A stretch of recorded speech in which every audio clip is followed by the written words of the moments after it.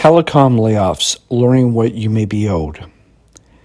When BCE, the parent company of Bell Canada, the country's leading telecom provider, announces 4,800 employee layoffs, it's critical that telecom employees understand the unique challenges associated with their job and the fact that they pose far less of a legal obstacle than what they might initially believe.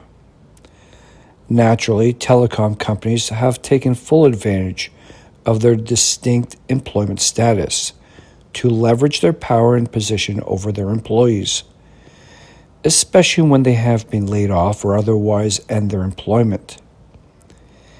And yet it is their belief in their superiority and power that actually creates their legal vulnerability, should one understand what is in fact transpiring with these major telecom employers, and is capable of interpreting the massive amounts of materials that they have placed in the public domain. However, this is not made easy by the fact that the telecom companies are not subject to provincial employment standards legislation with respect to their telecom employees, but instead look to the Canada Labour Code for employment relations and statutory obligations. And the Canada Labour Code lacks the extensive judicial scrutiny that provincial employment standards legislation has been subjected to by the courts. Together with many employee disputes of Canada Labour Code employees being resolved outside of reported processes, which are strictly controlled, oftentimes with competing interests at play. This is further exacerbated by the financial power of the telecom companies, who can easily afford to shut down the legal action from an ex-employee, oftentimes before any serious legal action has been taken. Combine this with what the boss claims is, quote, a very generous, end quote, severance package. Most telecom employees don't even begin to scrutinize the entirety of what they might be legally owed.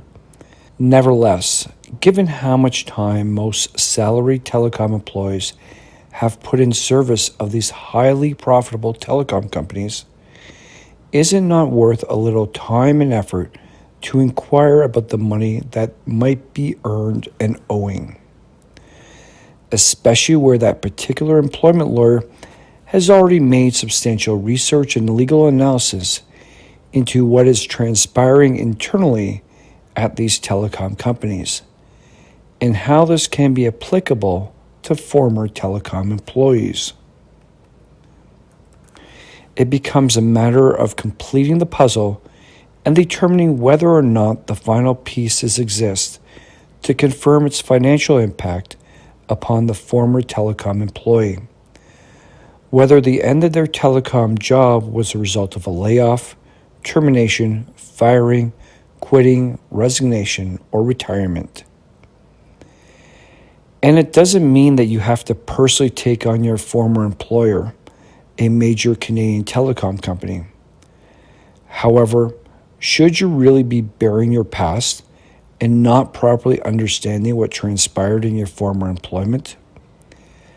So if you've been fired, terminated, laid off, quit, resigned, or retired from your telecom job, contact our law firm for a free confidential consultation such that you might learn what happened with your prior employment.